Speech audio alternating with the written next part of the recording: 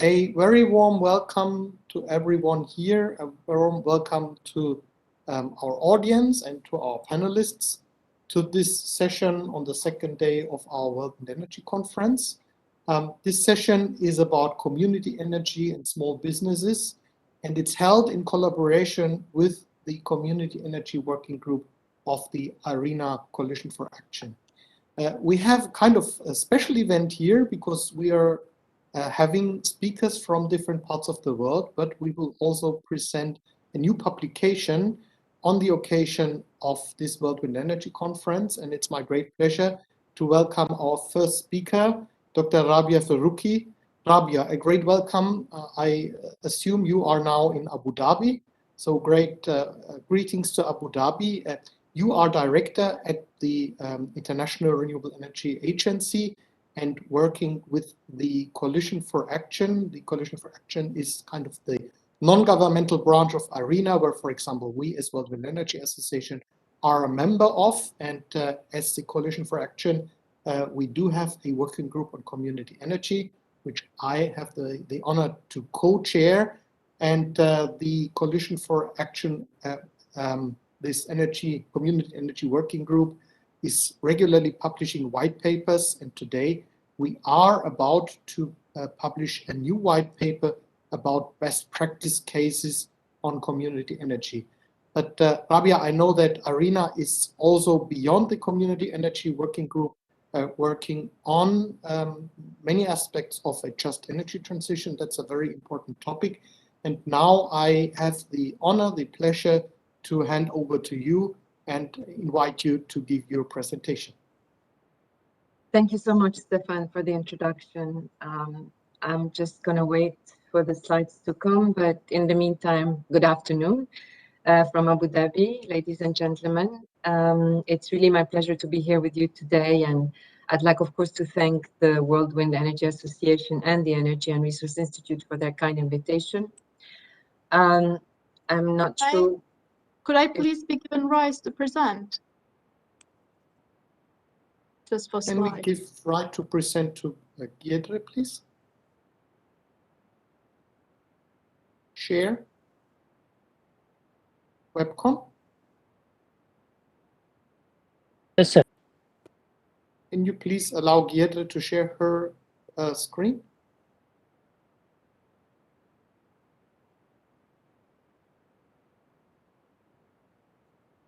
Yes, please. Yes, sir. Thank you. Giedre? Yes, thank you. Thank you. So, as Stefan rightly pointed out, I mean, the energy transition is basically what IRENA is working on, with an energy transition that is renewable energy based, together, of course, with energy efficiency. But we know also that different stakeholders must be part of this energy transition in order to make it successful and in order to maximize the benefits. So the work of the energy community energy is within the coalition. As Stefan says, he has been with us for quite many years doing this work, and this is the third paper that I will be presenting today. So even though we have seen record installations in renewable energy even during the pandemic, we also know that the world is still not on track to deliver this energy transition, which is required to maintain the global temperature increase to 1.5 degrees Celsius. We also know, I think that you're well in advance of the slides. Can you go back, please, 2 slides?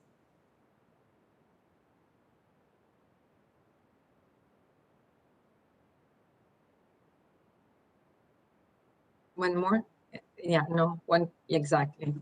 So we also know that substantial additional efforts are necessary to ensure that the energy transition is going to maximize socioeconomic benefits for all, and to accelerate the energy transition while ensuring that it is, as mentioned, just and fair. New approaches that involve a wider variety of actors, as I said, are needed, among other requirements, of course.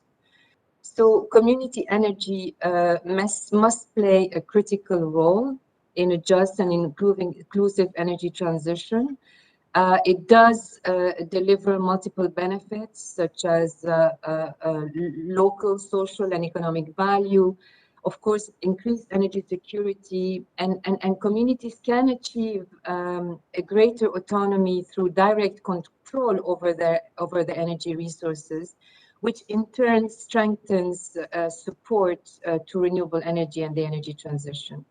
So acknowledging its importance, back in 2017, the Arena Coalition for Action, which now gathers over 120 leading renewable energy players, established this working group on community energy, as mentioned by Stefan. Within the working group, a joint definition was agreed upon with the concept of energy community incorporating at least two of several elements, and those elements are community retaining voting control, second, local stakeholders owning a majority of a project, and third, that the majority of benefits are distributed locally. So it's my pleasure to launch today the Coalition's third white paper on community energy toolkit as part of the series on broadening the ownership of renewables. I really would like to again express my gratitude to all those who contributed to this paper, including Coalition members and the energy communities that really share their valuable experiences. So as our previous papers focused on community energy, benefits and barriers, and they offered also recommendations to governments and financial institutions on the policy measures and financial mechanisms that can accelerate community energy initiatives. This third white paper explores community energy from the underground perspective of communities developing their own renewable energy initiatives. And in this paper, we identified 7 common dimensions that a community should consider when developing a renewable energy initiatives. So the checklist we have with key questions across the 7 dimensions is really intended to help communities in the first steps towards identifying their needs and developing their vision in line with their core values while accounting for the environment they are operating in. These considerations include regulatory landscape, the most adequate technologies to use, and financing options. But also cultural practices, gender consideration, and socioeconomic impacts must be taken into account to set the projects for success. So in addition to this, a community should strive to implement a governance framework or structure that places the community members at the center of decision making while allowing them or enabling them to work with different partners. Based on the different local contexts, a community energy initiative can be truly diverse, making a one-size-fits-all approach for best practice quite challenging.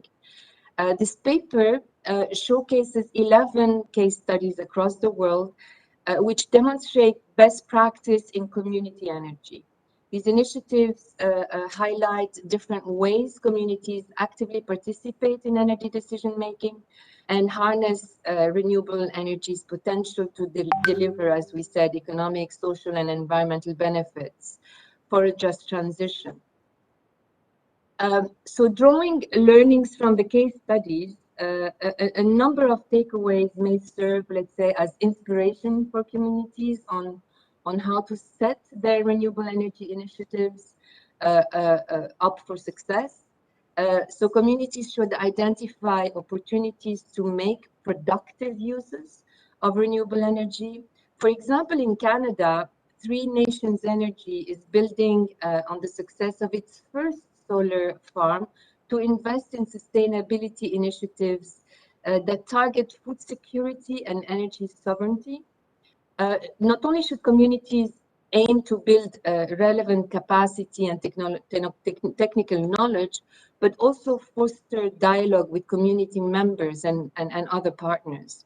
So European cooperatives showcase how members of a community can be a source of expertise and even launch their own complementary initiatives. Communities can also use this initiative to further gender and youth inclusions. For example, the Tulila hydroelectric plant case study illustrates this with governance structures requiring equal representation from women in leadership positions and training female community members for the project's operation and maintenance. So many successful community energy initiatives are really the product of partnerships. Communities should help their partners understand their local context, values, and needs. This is what will ensure that a project is compatible with the community's cultural values and also the locally available resources. As is actually explored, in the case studies what we have on the village lighting scheme in Timor-Leste. Finally, communities can turn to other initiatives for support and guidance. For instance, in the Africa Stark One initiative, German and Malian cooperation generated several socioeconomic benefits for the Malian community and a concrete financial benefit for the German cooperative. So I'd like to invite you all to have a closer look at the insights within the Community Energy Toolkit, now featured on the Coalition website. And again, I would like to thank the World Wind Energy Association and the Energy Resource Institute for inviting to share ARENA Coalitions for Action's latest work on this topic. And I wish you a very fruitful meeting. Thank you again, Stefan. Thank you so much, Rabia, and let me underline how important this work is that we've been able to do within the ARENA Coalition for Action, really focusing, the first white paper was in general describing what community energy is, and we came to also kind of definition criteria, ownership, control, local distribution of benefits, and then the second white paper which dealt more with the financial matters. And I think it was a lot because of the discussion we had with you, with the members, that we now decided that we want to have concrete examples that can show the benefits with in all its diversity. And therefore, I'm very pleased about this white paper, and I encourage everyone, please have a look. It's certainly not a boring study, I can assure you. It's an exciting kind of, it's a storytelling book, I would say, with, you've seen the map from different parts of the world, different technologies, different also ways how these organizations are structured. We know, of course, in some countries like my home country, Germany, the community energy is a mainstream model. In other countries, we had to really find the right projects. So again, a great thank you. And we do not have at the moment any questions here, but I would encourage everyone also put questions, and then our webcon team, because this, we are just in the here, not in the main hall, which is broadcasted in the online system. So it may take a while until we get the questions. Let me also underline, we have 2 sessions actually today. The next session will be on community energy off-grid. And some of the authors or the organizations which are telling the stories about their community energy projects, they are part of this session and the next session. So we have, for example, Tetsu Ida from Japan here. In the next session, one of the projects which Rabia, you mentioned from Mali, there will be Ibrahim Chokola, and that is in the session on off-grid community energy. Here already you see that it's a big diversity. It makes a big difference whether we talk about a country like Japan or a country like Mali, because just technically it is very different whether we talk about a mini grid with solar home systems, or we talk about a system like in Japan where you add to the national grid.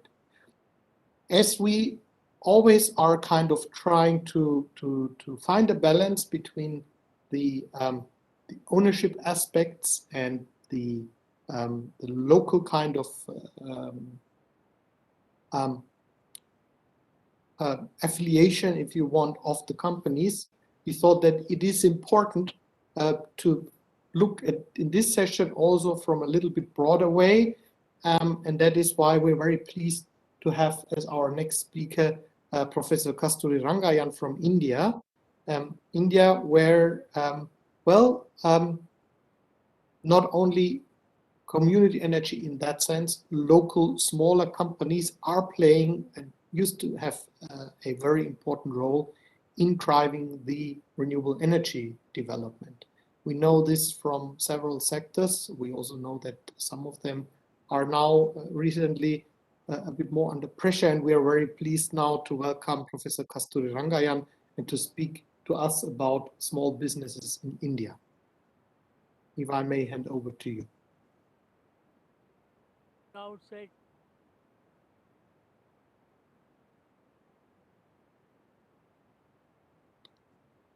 Professor Kasturi Rangayan, can you? Yeah. Am I audible, sir? I don't hear you very well. Maybe you can, I don't know what the microphone could be a bit closer to the microphone. Could you continue speaking? I don't hear you very well.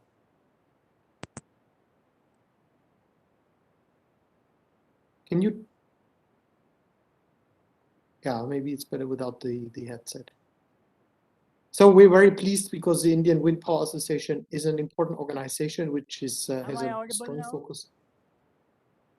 It's not so loud. I don't know how about others. Timo, can you hear? You unmute yourself. Am I audible now? Timo? Am I audible, Timo, sir? I can hear, but it's not loud. It's very far away. So if you can speak up, that we can hear you, because you're not very loud. You're actually not loud enough.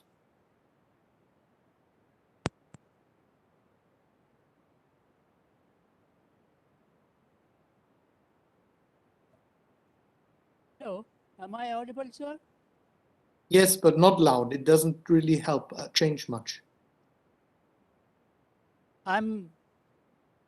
Yeah, it's getting a bit better when you hold the microphone directly in front of you. World Wind Energy Association and IRENA for having provided me with an opportunity to address.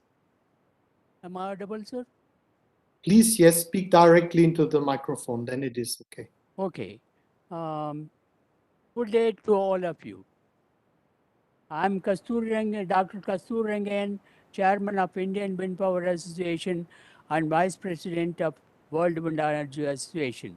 I'd been a professor for 10 years after my engineering graduation and doctorate in science. Later, I became an entrepreneur running my small-scale industry. Early in 1990s, electricity was in short supply. Typically, in the state like Tamil Nadu Electricity Board could not generate all the electricity consumers needed. TNEB came out with a few new good idea, requested all industries to put up their own windmill in any part of the state,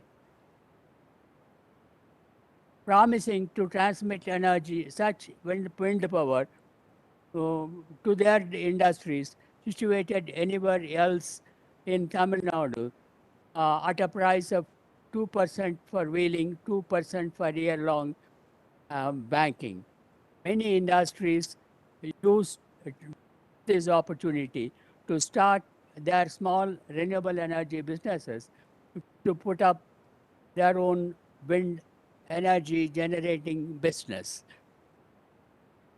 I, as an entrepreneur running a small-scale industry with electrical induction furnace to meet the steel melting, I installed windmills 4 into 250 megawatt, added more wedges as I increased my production, and my industry is 100% self-sufficient with my own generation.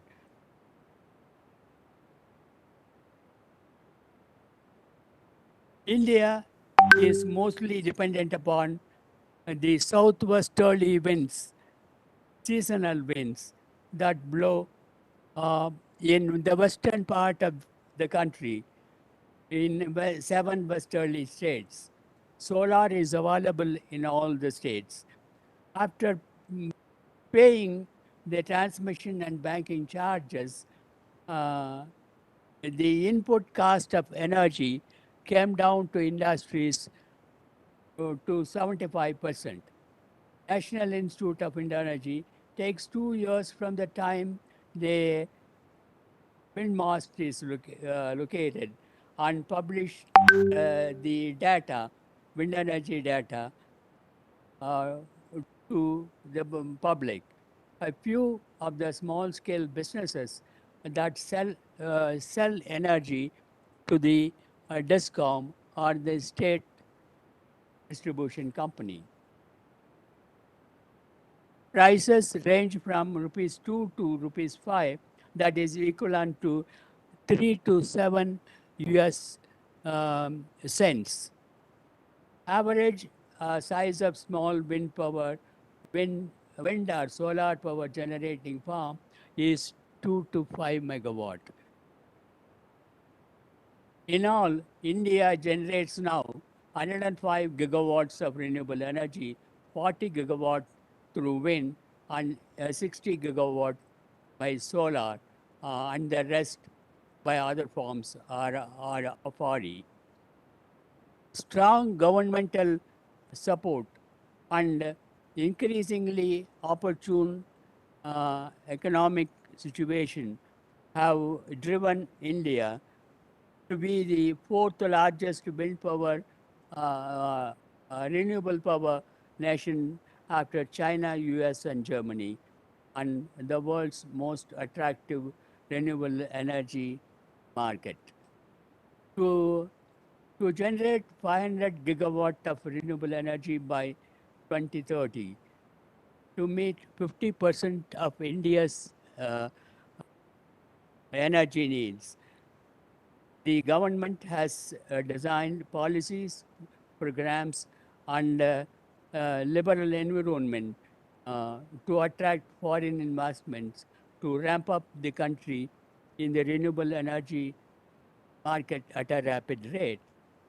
It is anticipated that the renewable energy sector can create large number of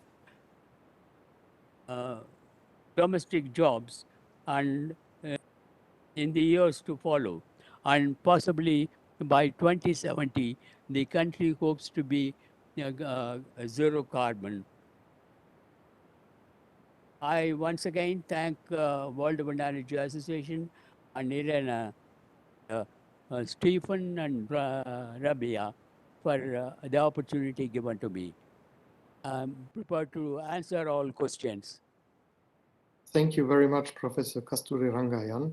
I think it was very important that you could highlight the importance of and the role of small businesses, which play, and I think it is this is very closely related to the role of community energy and distribution of benefits of the switch to renewable energy, because local smaller businesses are usually local businesses, and they create locally the jobs, and they usually reinvest there when they generate profit locally. So yes, thank you. If you would also stay with us and we see whether there are any questions, then I would go to our next speaker, and it's kind of now we start traveling a bit around the world.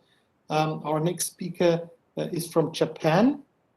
It's Dr. Tetsu Iida, who is the executive director of the Institute for Sustainable Energy Policies, one of the pioneers and promoters of renewable energy in Japan, with a special focus on community energy. We've been working together for many years in different areas, and ISEP, of course, is also a member of the Coalition for Action. and has also contributed one of these case studies to the coalition white paper, again, which I encourage you to download and have a look. But now we focus on community energy in Japan, and Tetsu, the floor is yours. Thank you, Stefan. Thank you for introducing me to, and also I'm very much happy to have an opportunity to share the update situations in Japan, especially community energy in Japan. So we are a bit, the situation is a bit standstill, and we are a bit difficult situation. So the last COP26, Japan's government is regularly got the award of the fossil of the day. The things because the new Kishida administrations are very much stick to nuclear and also the coal power, so they are more not so focusing on renewable energy. So the former Suga administrations raise the NDC from the 26% reduction by 2030 to 46 reduction. It's a little bit ambitious, but the inside the plants, they are still very much rely on the. So this old plant is a 26% reductions, but they are now encourage the actually last year the Japanese government pledged to 2050 carbon neutral, but still they are very much rely on the fossil and CCS and the hydrogen and ammonia, where they will come, I don't know. So and still a lot of nuclear they are rely on. Then they are back casting to from the 2050. So this 46% reduction by 2030 is still keeps the nuclear the 20 to 22%. But by the way, we have only the 6% nuclear is only running. So and also 40% fossil and a lot of the coal they are still they plan to keep. So this is the why they are awarded of the fossil of the day of the Japanese government. And the last decade we have a bunch of the renewable energy, because after March 11th Fukushima disaster, the very generous feed-in tariff were introduced, and they are encouraged to promote mostly solar PV, and now some wind and also biomass are increasing. And so this Fukushima disaster changed Japanese public the opinions drastically from pro-nuclear nation to anti-nuclear nations, but still the government and the industry stick to nuclear. And the 250 community power come up with first few years after, right after the Fukushima disasters. A lot of people work on community power, and they are very much willing to work on. But after the rush of solar PV destroying the natures and the landscape,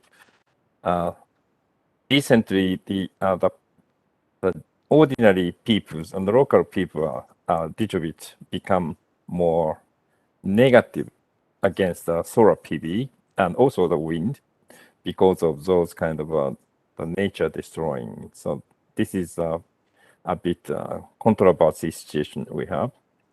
And also the government policy is more and more negative against the solar PV. And so we have 26 gigawatts in total capacity after the decade of the promotions. But the coming decade, we have this is sorry, this is 2030.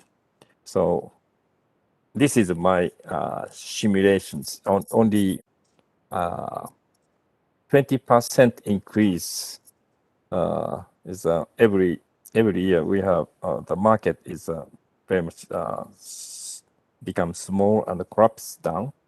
So that is really become difficulties, and also the market situations both solar and wind is become tough, and the community powers people are very much the difficult to start up a new project.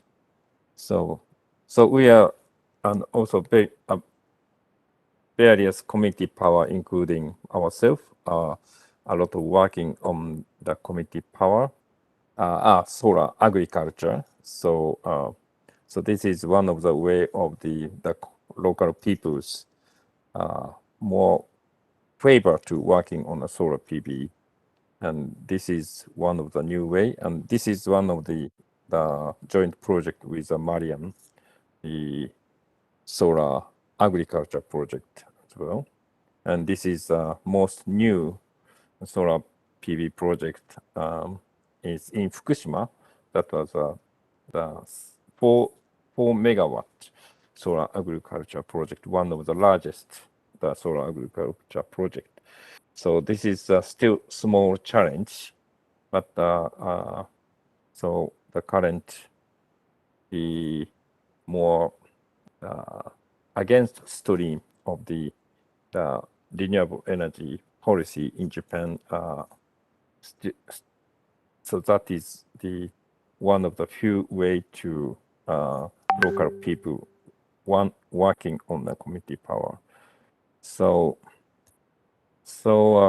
now still the current new Kishida administration is become more and more the backlashing against the renewable energy stream, and also community power people are still very much difficult to working on, and the solar PV and wind power are both the difficulty of the policy condition is more negative, and also the local against come up with, and also still the Greek monopoly are more difficult to connect of but this is still continue to the problem.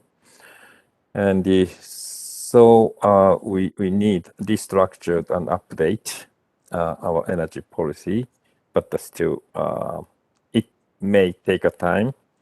So in the meantime, we are build up more like one of the kind of like community power new model to with working with various local community peoples with as a democratic process. So insofar so we are struggling to come up with a new more possible the pathway to decarbonation, and also the nuclear phase out. So that is a current situation in Japan. Okay, thank you. Thank you very much, Tetsu. And I remember that I've visited Japan before 2011, but since 2011, quite regularly. It's interesting to see that the majority of the Japanese people always didn't want to restart, that the government always tried to restart nuclear power, and that but actually the share of nuclear power remains very slow, because small. Can you quantify the share of community energy in the overall renewable energy mix? Is that possible? You have such figures? Yes, if allowed to the definition of community powers expand of the like a local small company ownership, so it's roughly 1/4 of the renewable energy project locally owned. Yep. Okay. So that's a so hot. that is why I think we always have to see this together. Of course, not only look at cooperatives, which are important, but also the small companies where we heard from Professor Kasturi Rangayan, which important role they played in India as well. So this is encouraging. Let me also mention that in the next session, in the community energy off-grid session, there will be your colleague speaking, Makoto, about agro photovoltaic and what you are trying to support in some of the developing countries, as Isaac. Yep. So thank you very much, Tetsu. I still see no questions here, and I'd like to request the WebCon colleagues to have a look if there are any questions coming up. With this, we go to our next speaker, and it's my pleasure to invite my colleague, Timo Karl. Timo is a researcher working for the World Wind Energy Association. And Timo, you are at the same time still also working at the University of Bonn as a researcher on international climate policies, finalizing your PhD there. You are in charge of a research project that we've been undertaking now for more than a year, the role of women in community energy. And that, of course, touches upon a question that Rabia already mentioned when we talk about just energy transition and also community energy. The question arises, how can we kind of make the benefits of the renewable energy accessible, available for all parts of society? And we, as World Wind Energy Association, thought, let's have a look at what is the role of, how is the gender balance in community energy, understanding that community energy is a very good tool to achieve the just energy transition. So we've been undertaking a research project together with a partner in Germany and together with ICEP and the Japan Community Power Association, researching the role of women in the energy transition and community energy in those two countries. Now, I don't want to tell our audience too much because it's now up to you, Timo, to present us the findings that we have come to so far. Timo. Thank you, Stefan, for your kind presentation. And thanks to all organizers for having me here in the panel today. I feel really honored. Thanks also to Irina for the collaboration in this panel. And yes, as Stefan pointed out, I will present today the results of the first year of our study, Women for the Energy Transformation, with special focus on community energy. And also Stefan pointed out, I don't conduct this study alone. We have a lot of cooperation partners, and yeah, special greetings to Shota Furuya from the Japan Community Power Association, but also to Madeleine Bode from the LEE, the Association for Renewable Energy here in North Rhine-Westphalia. We are a mixed team, just as the studies show what is the most effective way to work in mixed teams. So I will start with the results of the study first year and highlight the role of women in community energy in Germany. So the first number is, or the first numbers is something like the key numbers, which we found out when we collected the data in first year. So the participation rate of women in German community energy, or in North Rhine-Westphalia, to say it more concrete, but we expect to be it representative for Germany, is 29%, and shares held are 27% women in German in North Rhine-Westphalia community energy. Then we took a look at the participation rate of women in management bodies, and we have to differentiate between different forms of management bodies. So you can see that if we have a board established in the community energy project, we have 35% participation rate of women, while in an executive board or in a supervisory board, it's much less, only 19 or 21% women participating in these management bodies.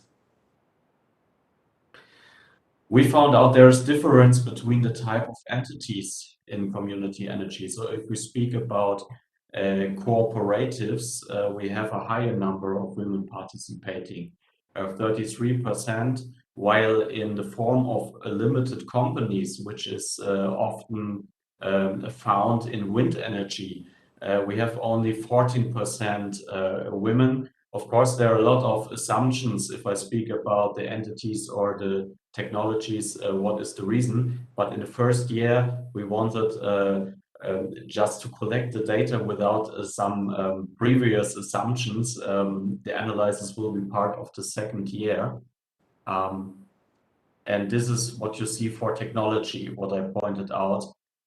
You have more women participating in photovoltaic. It's interconnected with the question if we speak about cooperatives or limited companies. In photovoltaic, it's around 37%. In wind energy, we have only around 22%, 21.5 to be concrete.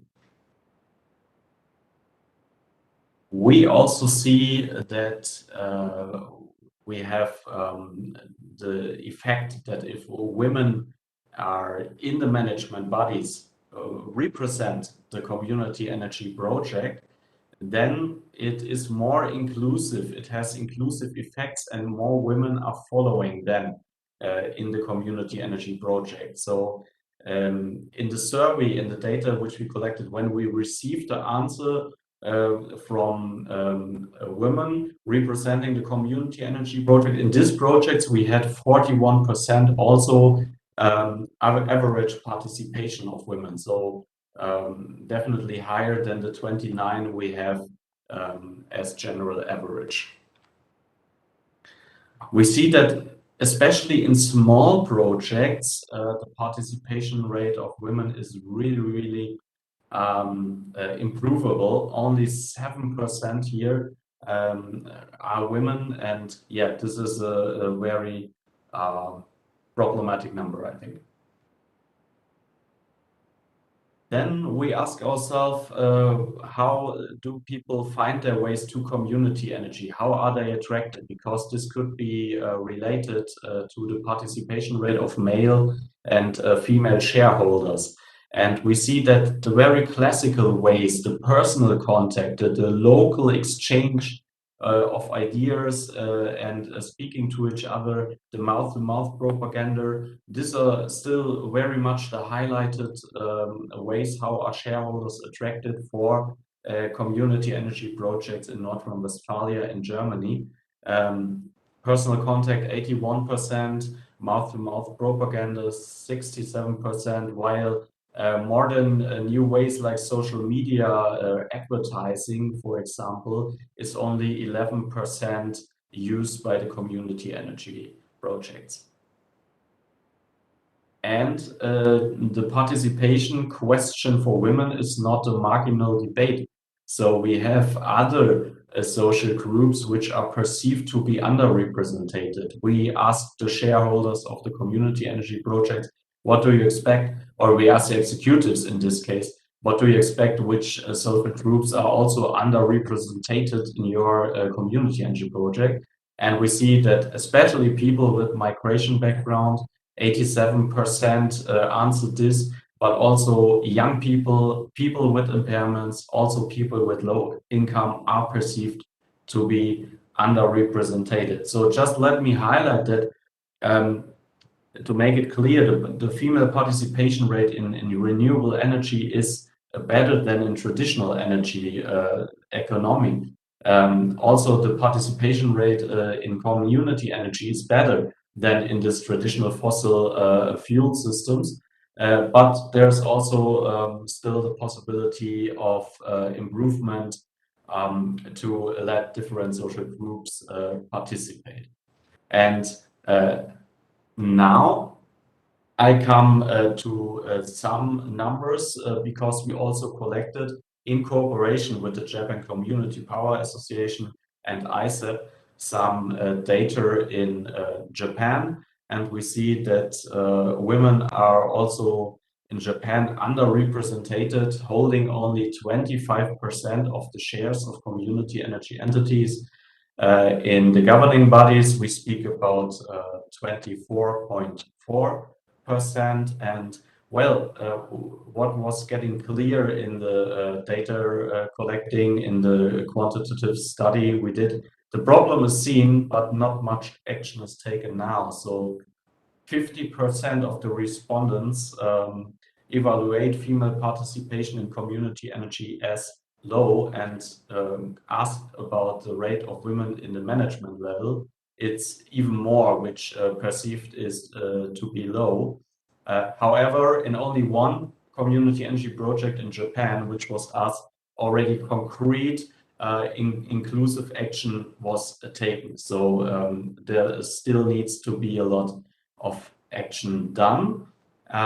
This is the data from the first year, and now for the second year, the study plan is to broaden the sample. We spoke in the first year with the shareholders and with the executives, which are already in community energy. So what is their motivation, and what is the participation rate of the different genders? And now in the second year, we want to broaden this to people which are already active in social movements, in energy economics, maybe in climate movement, in different groups, but not participating now in community energy. To come up with some results later towards the community energy projects, what can now be really done to get more inclusive, to broaden the level, to let more people participate. And so for the World Wind Energy Conference, of course, I overthought what can I present as bonus already from the second study here. And this is one data I wanted to show to you. I have to say it's preliminary. So because our data collecting in Germany for this broad sample is not finished now. And of course, we are aware that we will not have a complete representative societal group which is asked here, but what we want to make representative is some indicators. So if they are interconnected, like you're a woman participating in a sport group at local level, at which level would you say to yourself, okay, I will participate in community energy?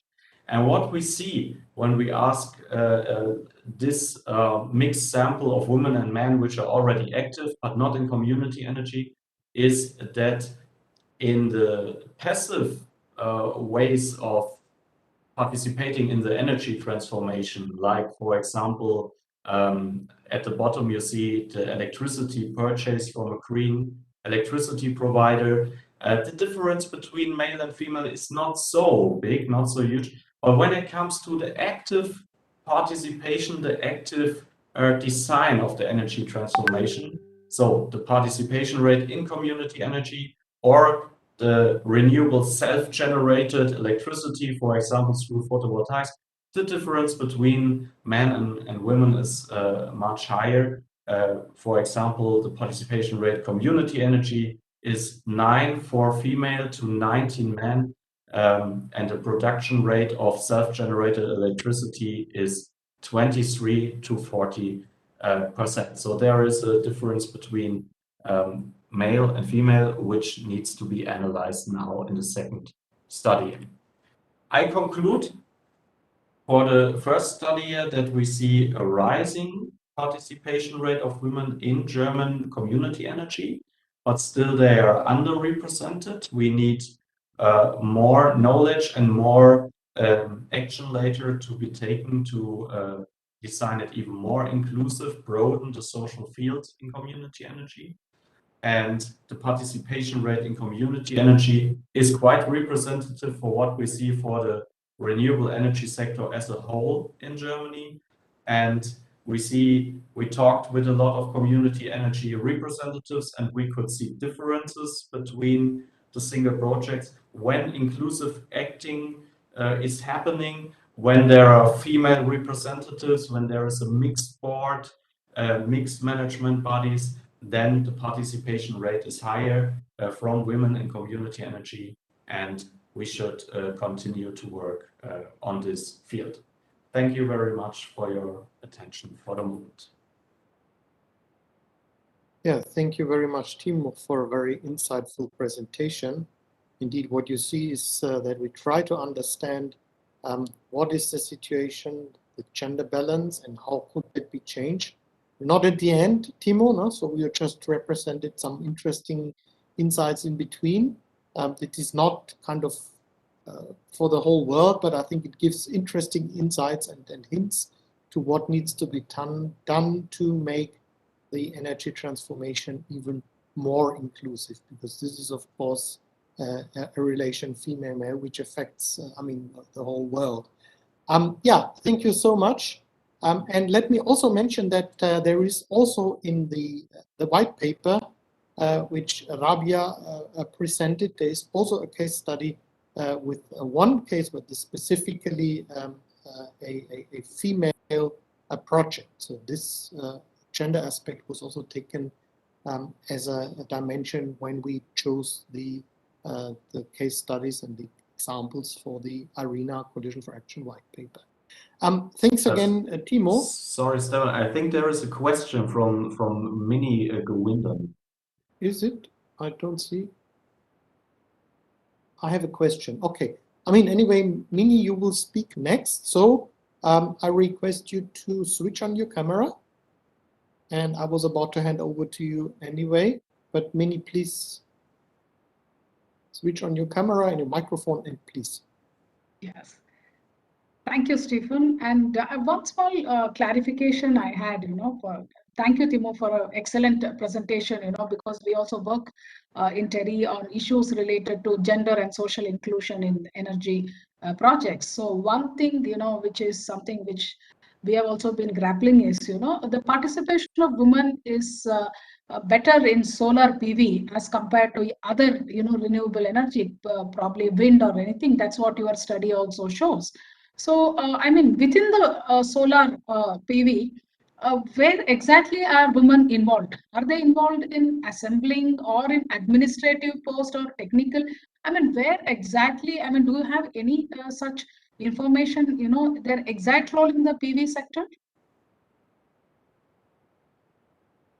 Yes, so if we speak about photovoltaic, we speak most often about cooperatives.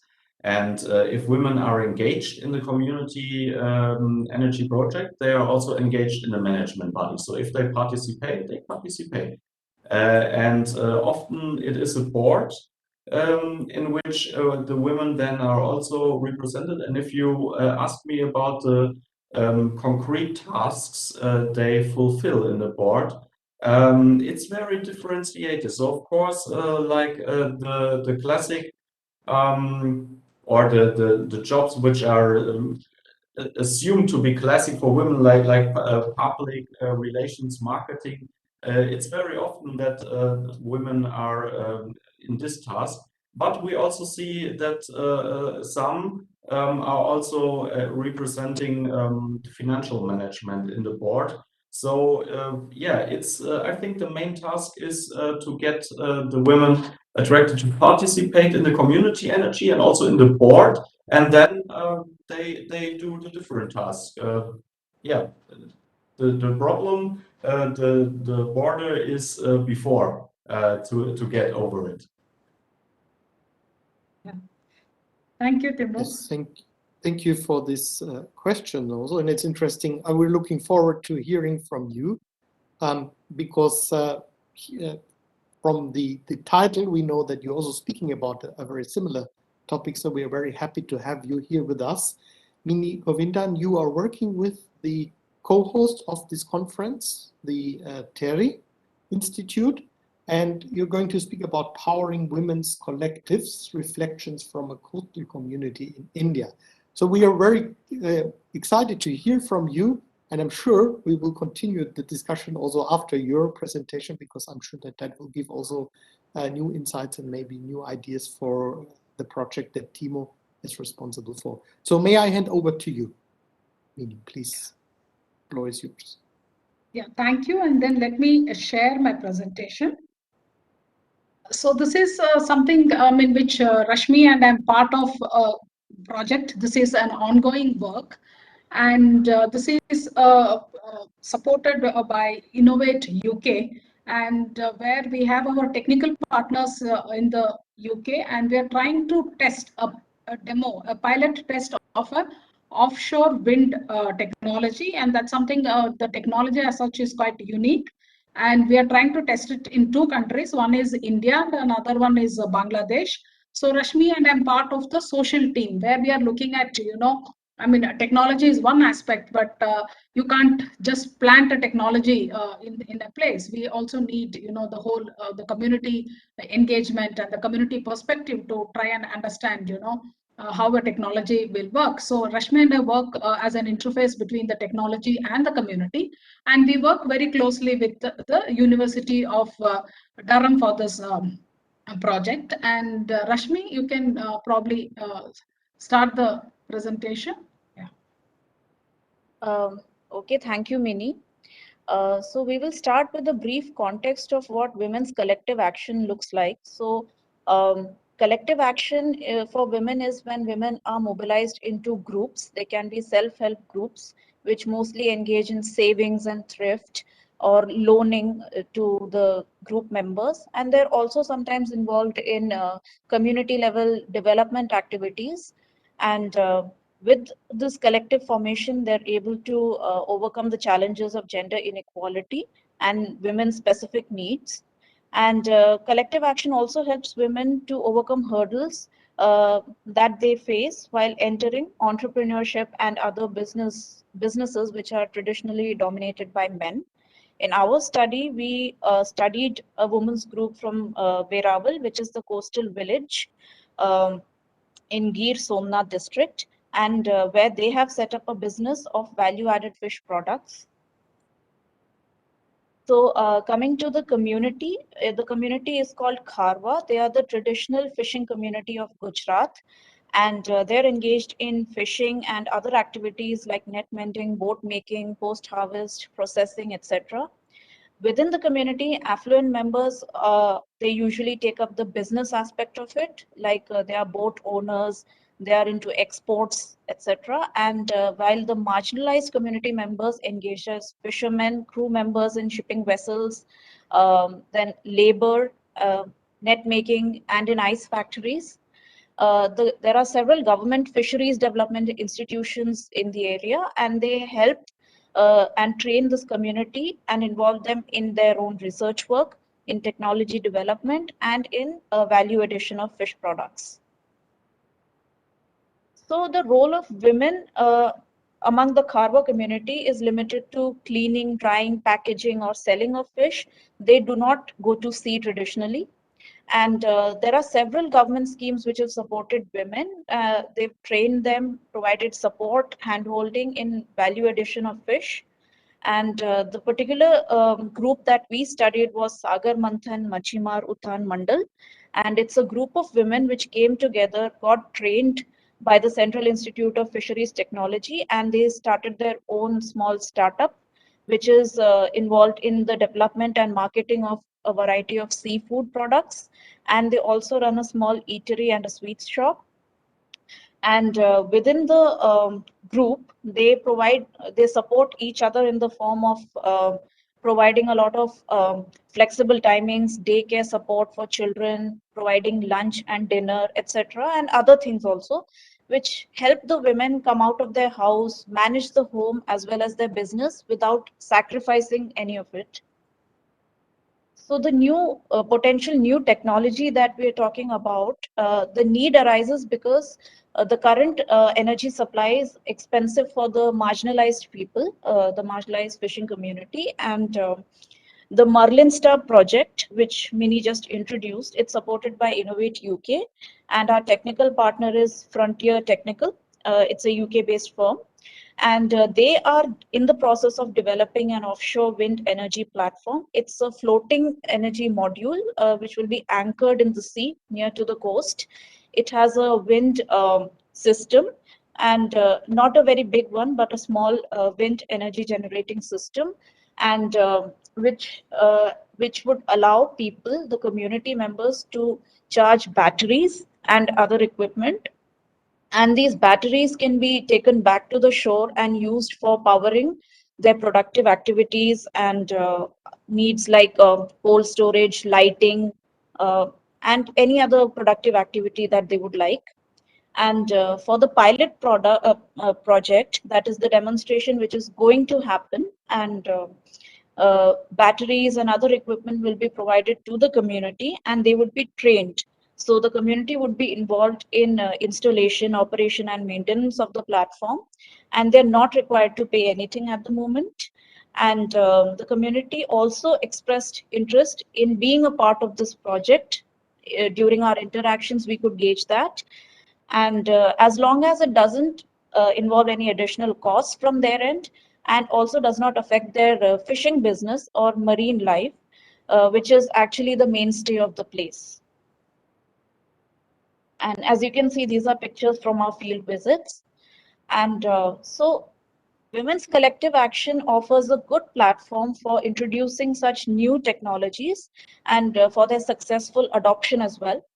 But for that, you need to improve the awareness about the technology and provide skills to the community, especially the women, so that they could play a better role in this clean energy transition process. And developing business and marketing skills also and improving access to finance and technology are also key to empowering women and diversifying their roles as service providers, clients, and mentors. Thank you.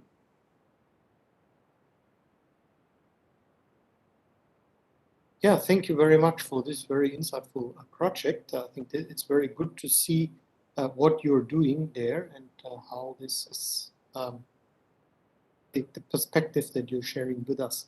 So now, as we are, we have at you all speakers, I would request whether there are any questions. Webcon, do we have any questions from the audience?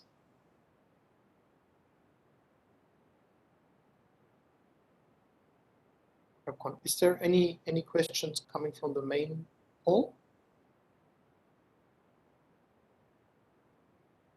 No, that seems not the case. So do we have any questions, panelists? Timo, I see you're switched on your computer. You have any questions to Mini?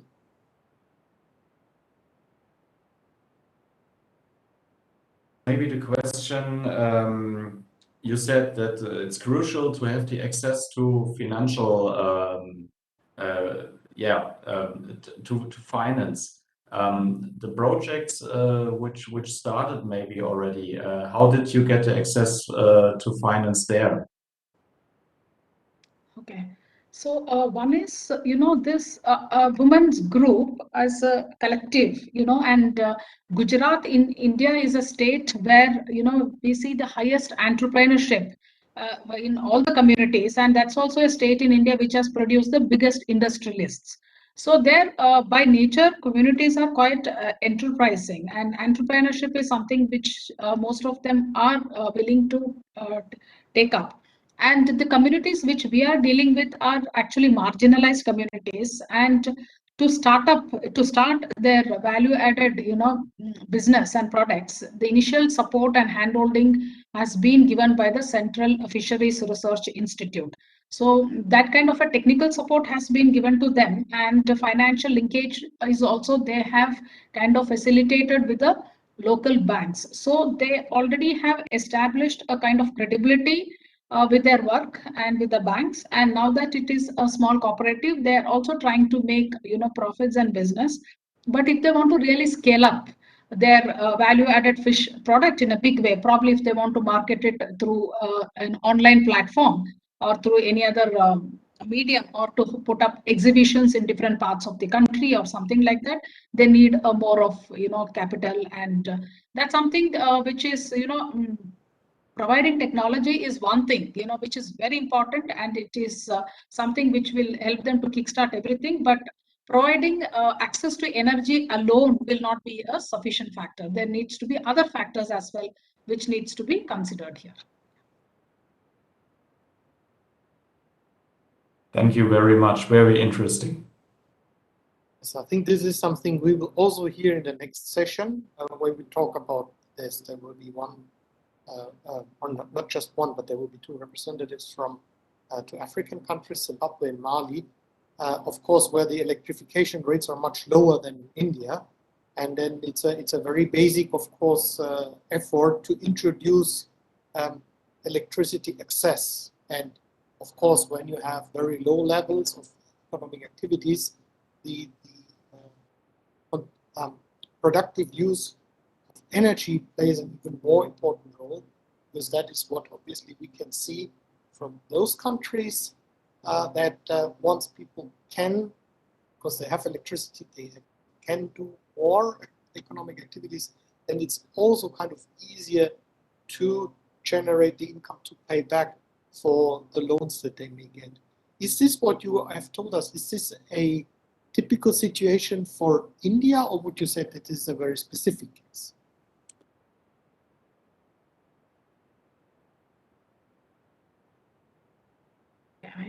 Stephen, I think I just missed in between, a little bit of your voice was breaking. But when we talk about electrification, I think in India, I mean, we are 100% electrified as such. But the issues what we face is when it comes to reliability, when it comes to affordability. But otherwise, we claim, I mean, and we are kind of 100% electrified. And I think in between, I did miss something. Rashmi, you want to chip in here? Unfortunately, even I missed. There was some glitch in the network here. Correct.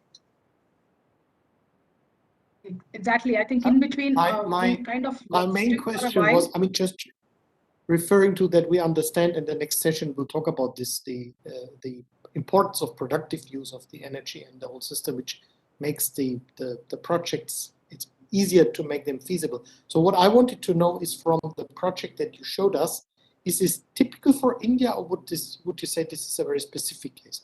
So how far can we draw general conclusions for a country like India and maybe for the region? That is my question. Okay, I think it's this findings or this kind of a situation, I would not say is something which is circumscribed, which can only exist there. But by and large, we see especially in communities and in conditions who are more proactive. I mean, that is also one of the essential features, where there already has a base, or where there is already a kind of a collective action there. It's more easier to introduce anything new, or that's something which would be applicable not just to India, but I think the whole of South Asia, where we see even for a country like Bangladesh, that's also a country which has shown an highest kind of a collective action, and a lot of development work and projects have been implemented through that, where there has already been a platform and where the social networks are more stronger. Yes, of course. I mean, from Bangladesh, we know the very famous example of the Grameen Shakti and Grameen Bank, which we always have been told, and I know some of these people, Deepa Barua, who's been the managing director, that how important the role of women is in this case. So would you say that that is a way that can really further the focus? And I would like now to request all our participants here, the focus on women, or how to reach out and include more women, can help us in general to kind of accelerate the switch to renewable energy. If I may ask Mini first again. Yes, absolutely. I mean, very often we have participation of women is very low. It is not satisfactory. But then it also becomes important to understand, why it is not satisfactory, or why it is the participation is low. And another aspect is, we also know the reasons many a time, like why their participation is low, or why we are not able to achieve the kind of desired impacts or results. But then I think the efforts has to be mobilized more towards making it happen. I mean, we have already identified the problem. Now we need to identify the solution. So I feel we should move towards identifying the solution and then putting that into practice. Yes, a good point. And that is, as you heard from Timo, that is what Timo that we're working on together with our also Japanese partners. Tetsu, if you can join us again and just share your views on how you see in the Japanese society that relation, the role of women, and you told us that it is of course all complex, but how do you see that? How can that further the switch to renewable energy to take care of the gender aspects? Is that important? Yes, in generally speaking, Japan is very much the gender gap society. Still, gender gap index is more than the ranking less than 100 of the international comparison, and also the nuclear and fossil is basically very men central. This is not just a Japan; it's over worldwide. So we are the kind of double the both very gender biased and the more central control of the nuclear and fossil central control society.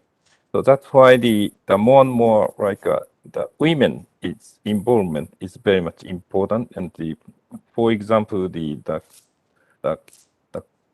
consumer cooperative is the majority is the women's the leadership. So the community power is very much close collaboration with the consumer corp, and they are very much the women is very dominant, and it's a very interesting the shifting from the central, the top down and the hierarchical, the men's cultures is conflict with a distributed, flat bottom up and more gender balanced the community powers. It's one of the kind of new democratic pathway, the process we can observe. Yeah. Yeah, thank you. I think that indeed hints that we need to, in general, broaden this huge task, energy transformation. And the first point here is this gender balance indeed. Yep. Deirdre, I think that Rabia had to leave us in between. Would you like to, you feel comfortable to say some words? Because I know that Irina has been working on these aspects also now, for example, in relation to the COP. Yeah, absolutely. Could you please repeat the question?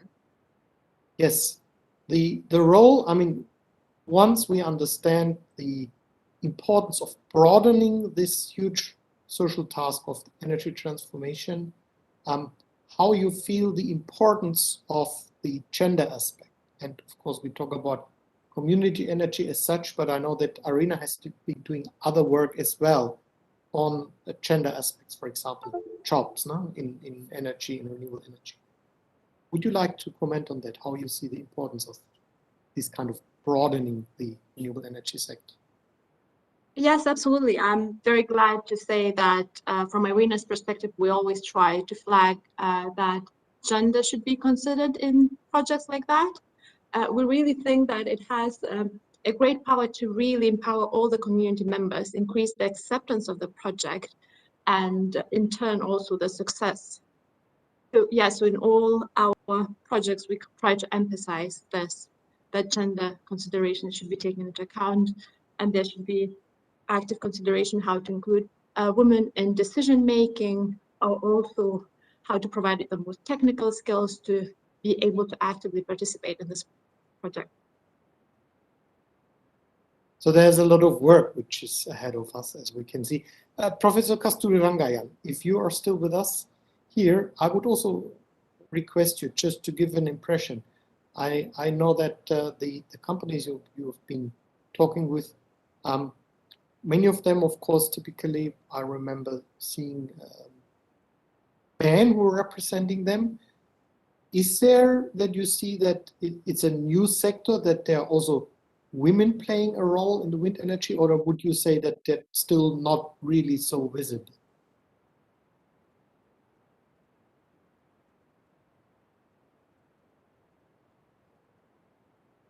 So how many women are taking part in the meetings and in those companies that your members, which are your members? Or would you say that it's not really yet so many women? Would like more women. Could you speak again into the microphone? Just as before, please, if you can. You're right. Yes, thank We you. would like more women to participate in the proceedings, but somehow we do not find them to participate. Of course, in shareholding pattern, they are prepared to give their money for buying a windmill or solar PV panels to be shareholders in the project, but actual partaking in the process, they don't come forward. Yes, so that seems a bit similar to the findings we have in our study in Germany. So indeed, we should find ways of, because we must grow anyway. I mean, our sector, wind, renewable energy in general, now all the governments agree we must take over the energy supply. So we need to have more people. So it's kind of logic. Yes, we need to have many more women in particular. Timo, if you want to say a few words, because this kind of availability of finance on the other side, which we need, we understand from what you say, is more in the case of larger projects. How is that related to the gender aspect? Well, first of all, I would like to add something to your question before, because I think it's a really important question. And the participation of women, what does it mean for the society as a whole and for the community energy as a whole? Because it gets clear to me that the possibilities and limitations of the participation for women is like a mirror for the whole society. So, of course, still in Germany also it's like that women have to invest more in care time and have less money than men. But what we see for men and for women is that they participate when the participation is open, when there is inclusive acting, when there is no limitations also from the politics or from the economic system, then community energy can really contribute to this transformation. And this is not only a problem for women, but for everybody. We have a lot of challenges. And if we want to contribute in our free time, we need less bureaucracy.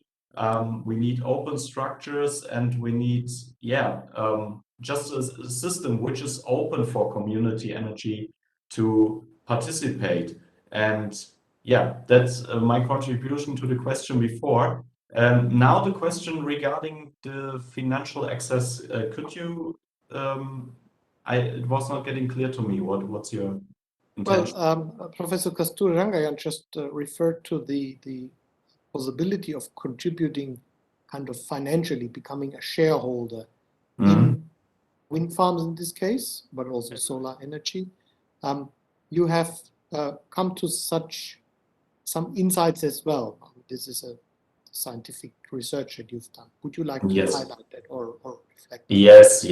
So we have to differentiate between the different community energy forms of projects. So if you want to participate in a cooperative here in Germany, it's not so much a problem of money, because you can participate already with a fewer amount of money, like maybe 100, 150 euro to get shareholder. But of course, wind energy, participating in a limited company, you need some more money, and also the confidence to invest this money. And then you speak about different structures. So community energy is a broad field, but especially wind energy, limited companies, yeah, it's also a question of the access of money for women to participate. Thank you. So may we do a last round now? I would like each of the speakers then for a final statement. How you see the importance in the future for small, local, community-based businesses, investors in this rollover, and what are the main barriers for such small, local, community-based investors? If I may ask, Kirte, would you like to answer to that? Sure, absolutely. So in our second paper that we published on community energy, we try to flag how financial institutions could provide financial support for community energy in different ways. So we know that we are going to need more innovative approach to reach these smaller players in the energy market. So I would remind everyone to have a look at this paper to different options that might enable communities to access financing. I think that's a very valuable hint indeed. The coalition.arena.org website, no? There you also find the previous white paper, which identifies such barriers, but also in the latest white paper, of course. Professor Kasturi Rangayan, what do you see as the main benefits of, let's just say, for India, of having the smaller companies as investors, and what are their main problems that they are facing at the moment?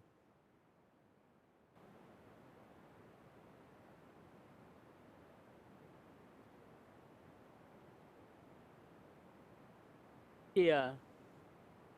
Could you hold your Yes, microphone again? Just hold it in front of your mouth then. Yes, please. in India, the problem is so far the DISCOMs have been a greater role in the distribution, in the generation, and all the activities concerned. Now they don't want to lose their profit margins. They are not willing to allow the community or the individuals, the consumers, to come and take more part in it, because they are afraid that their income, their domination in the activities of generating, distribution, will be taken away, will get dispersed to more people, and so their importance will come down. That is the attitude DISCOMs. That is the difficulty. They want their dominating position to continue. Yes, thank you. And we heard already in the opening session from Mr. Tusitanti, who is the CEO or chairman of Suslon, one of the big manufacturer of wind turbines, also emphasizing the need for the governments not only to look at the lowest price, but also look at, on the one hand, the distribution of wind farms, for example. Not only they shouldn't only be focused on one side, but India needs to also harvest wind energy at different sites. I think that is the case in many countries. So that just the price per kilowatt hour is not the only kind of criterion for a government, but we should look at the overall supply chain and what are the generate benefits. If I may now ask Tetsu, where do you see the main benefits of community energy, and from the Japanese perspective, what are the main barriers at the moment? Very much important to encourage the people to have a kind of the community power can empower the people to change their own society and community, and also those empowerment to more the possibly in future to change the kind of collective power to change the policy. So it's a vice versa. So it's really we need to more work on the community power, and also the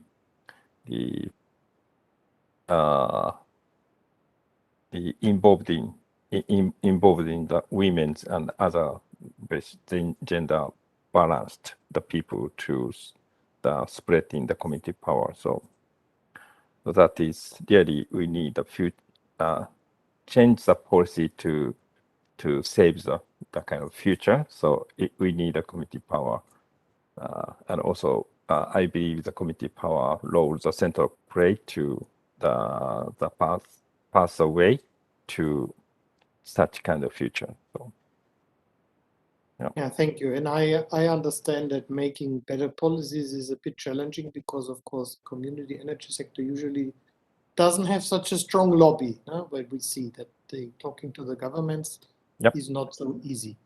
We have to see that there are some changes now. When we talk about Germany, the new government has just revealed its new coalition agreement, and community energy has been mentioned there as a main tool to increase acceptance, not so much the dynamics, but the acceptance in projects. Timo, now you have done this research on Japan and Germany, in particular Germany. What are your main takeaways? Again, how do you think that community energy and smaller local investors can contribute, and what needs to be done? Answers are clear.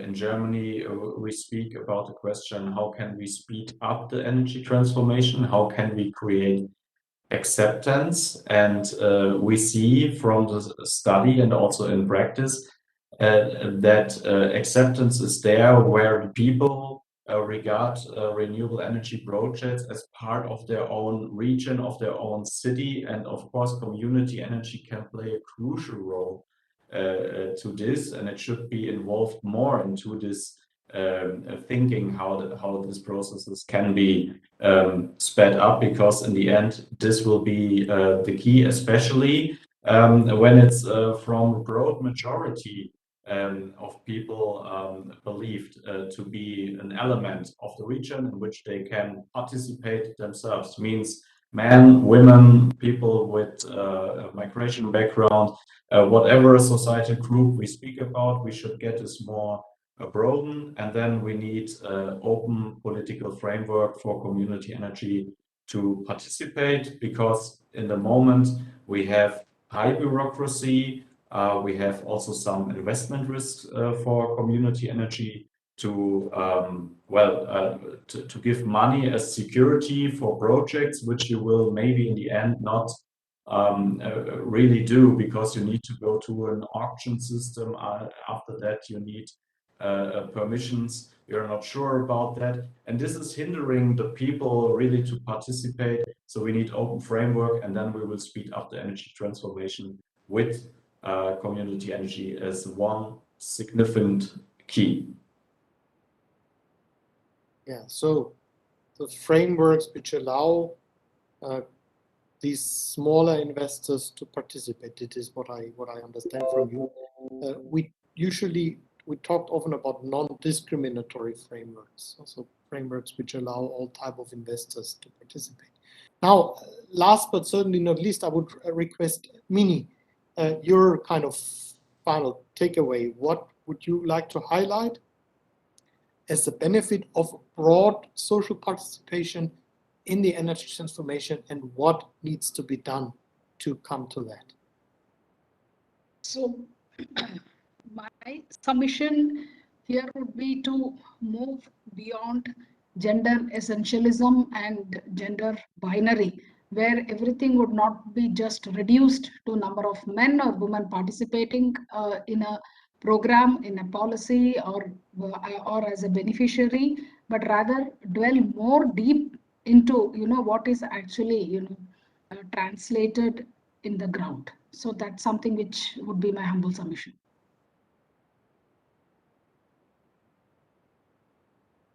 Yeah, so I think with this we come to the end of this session. We have been, officially we should have ended a few minutes ago, but I think it's a good time now to end. Thanks a lot for a very good discussion. Thank you very much to Irina for presenting the paper, and I've seen in the meantime that the paper has been circulated, so there's been emails sent around. You will easily find the white paper on the Irina homepage, and we'll also have it on our homepage, a link to that, where you can see these very nice stories of successful community energy around the world. Thank you very much. With this, I would like to conclude the session. Thanks to all the speakers for joining a very fruitful discussion, and I wish you a nice, afternoon, evening, wherever you are, and enjoy the rest of the conference. Goodbye.